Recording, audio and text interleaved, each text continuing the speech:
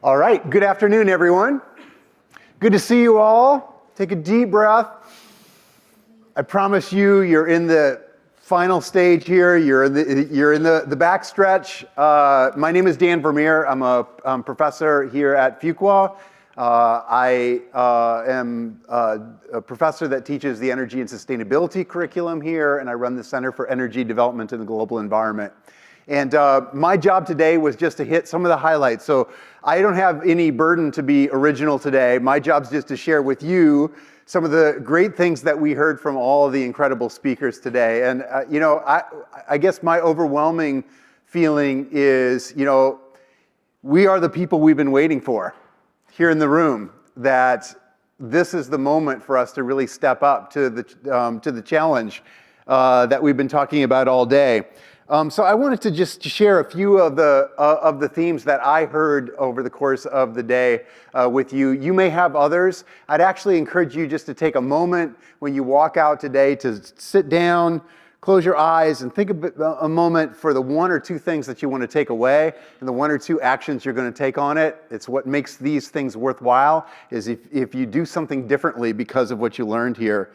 Some of the themes that I heard today that really stood out to me, one is this focus on problem finding rather than problem solving. We heard many speakers talk about how often we have too narrow of a view of the problem that we're trying to solve, or too short of a time horizon to really understand the scope of the potential solution, the opportunity to integrate multiple solutions within the same framework, and to really be able to take that long-term view.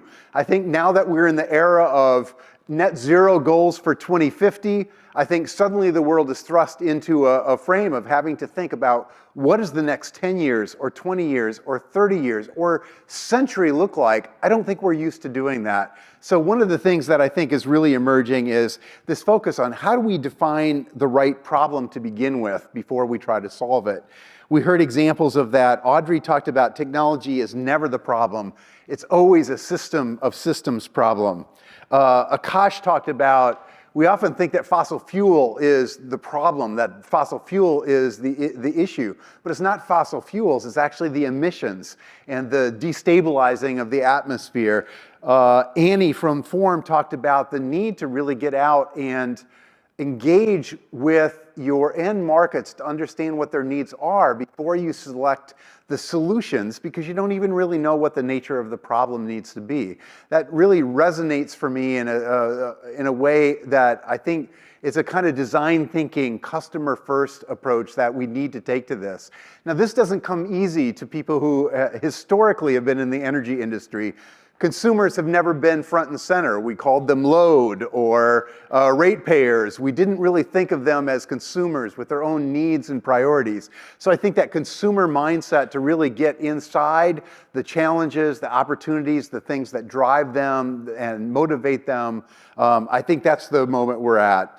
The second theme is opportunities abound. I mean, I ran out of space on my paper of all the great things that people are working on that I think really outline the next generation and maybe the generation beyond that of the kind of solutions that we see in front of us.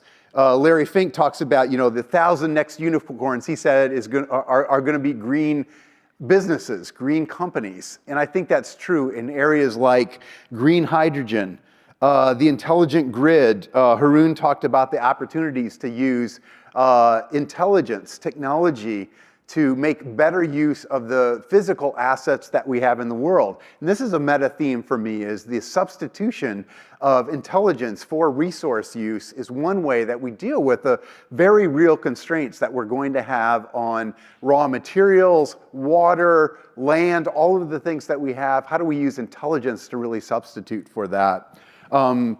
Audrey talked about the example of Australia being a real example of not only do we think we can move to a largely decarbonized grid, we've done it. We know how to do it, and we can do it in more places than just Australia. So many examples there. And I think in terms of opportunities abound, the other theme we heard is just this huge talent gap that the people that are going to be needed at every level, not just MBAs, Not just environmental scientists, not just engineers, but people who know policy, people who are the artists, and people who are out there who are going to drive these kind of holistic solutions. We need people in every field to be able to mobilize around this. So I think this is a super exciting time for you to be thinking about careers in this space. As a kid, people would ask me what I wanted to do. My answer was always, I don't know yet, but I know it hasn't been invented. I think all of us are probably in that same category right now. The most exciting opportunities for you are the ones that don't yet exist. And it's up to you to actually imagine where those opportunities are and bring that value, find platforms and find people who will support you to bring those ideas to life. Number 3, we talked a lot about the speed and scale of the challenge that we face. Just a few examples. At the lunch group I was with today, we were talking, I pointed out that when natural gas was introduced as a new way to produce electricity, you know how long it took to get to 10% of the energy mix being natural gas? About 75 years. Right? So as we think about new technologies, whether it's hydrogen or fusion or all these new things coming down the lane, we're facing a system which is really unimaginably massive. So to shift those systems in new directions is going to take enormous effort, enormous scale. Another example, people are really excited about carbon removal. I love the idea too that we can sort of, in a Catholic sense, pull the emissions out of the atmosphere and get it back to stability. But the first system, the first plant that does carbon removal in Iceland was built. If it were running at full scale operation flawlessly, which it is not, but if it were, in a year it would capture enough emissions to offset 3 seconds of global emissions. So it's great that we know how to do carbon removal. It's great that we have a plant that can do it. Just imagine the scale we're going to have to do that. That's true of solar, that's true of wind, that's true of hydrogen. It's true of our whole solution set that we have to be able to think at scale. One of the things I was really moved by, and not just in the conference, but over the course of the whole Energy Week, is the way that issues of equity have really been centered. It came up in the first conversation with Alice Hill as she talked about adaptation and the impacts of climate that are differentially experienced by people based on what assets they have, how resilient they're able to be, and how exposed they are to those things. It came up very strongly in the conversation we had yesterday around energy and human flourishing. So these issues of equity, which really were largely absent from the conversation 5 years ago, even though they were very much present in the lives of people. It wasn't that equity has just emerged as an issue, it's that we didn't know how to see it. And I think now we have the opportunity to center those issues as a lens through which we see all of these issues. Tim talked about venture capital, trying to begin to integrate this in. I think that's the job that all of you can do, is to ask those questions for every project. There is not an energy equity project and a non-equity project, right? They are all energy equity projects because all of them have impacts on society, often in differential and unequal ways. So I think I'm really excited about the fact that that's been recentered in the conversation. My 6th theme is don't get stuck. When I think about the last 14 years, I've been here at Duke for 14 years. I think I was here for the first conference, the first energy conference. So I've seen it evolve. And each year we feel like we've kind of broken through to a new level of understanding, but each year the conversation really dramatically shifts.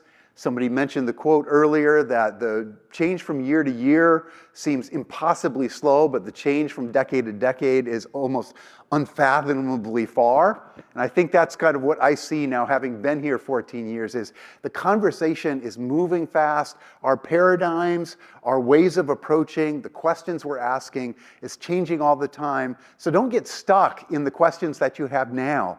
Embrace the fact that those are going to continue to evolve and get deeper and get more powerful. And that's the way we're going to get to be able to solve these problems as we continue to really think in a more profound way about what the levers of really systemic change are. And the final thing I would say, and this is kind of my overall experience of the time here today, it's just been awesome to see so many alumni that have come through Duke and are now in positions of leadership and impact in the world. They're leading with heart.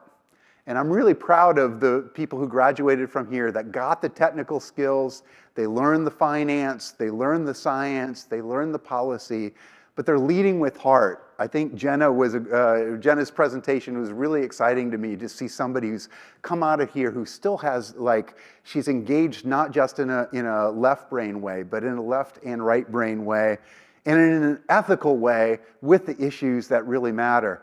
I believe that I see it in the eyes of young people that they don't ask the same questions that people of my generation do.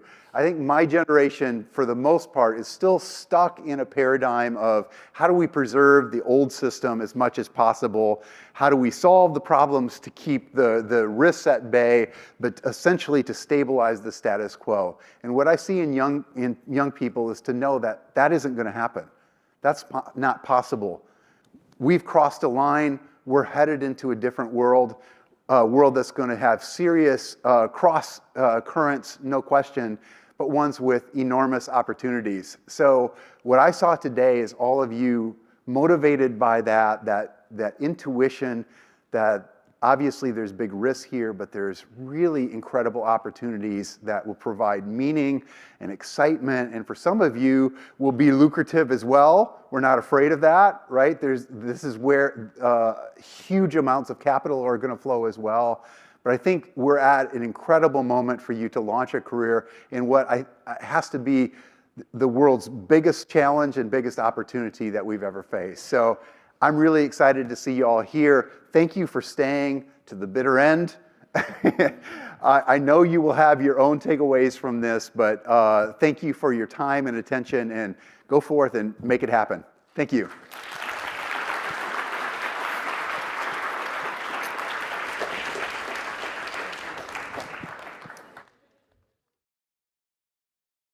Thank you, Dan. Amazing recap as always. So like he mentioned, we're so appreciative that you stayed and hopefully learn a lot from our amazing list of speakers. But we did want to give a special shout out to everyone that was involved in putting this together. It's definitely not just the two of us. So I'll start with our team. We got Brian Wong, Ritika Rao, Larsha Salas, who really was instrumental in getting all of the speakers here. And then Bases, Max, and Lydia made sure we ran on operationally really efficient. We're even a minute early. And then Hannah, who built our beautiful website, and then Darian and Spencer, who were really all, instrumental in getting you guys all here. And like we said, it takes a village. So we want to thank the Energy Club, Olivia and Brandon. You guys have been instrumental in helping us out. So we appreciate you guys. And also Javier and Mark for bringing in the sponsors and getting this coffee chat set up. Thank you very much for that. Also brought our Energy Week, Anjali and Aaron. You guys are badass. And thank you guys for helping out with the whole week. More faculty and staff. Katie Cross has been instrumental in getting the speakers to here and just helping us out, figuring out the process for the conference. So thank you, Katie, as well. Stacy Peterson, Dan Vermeer, couldn't have done this without you either. Thank you so much for your time and cooperation. Other faculty that have been supportive, Braden Welburn and Brian Cohen, you guys have also been helpful in making this a thing.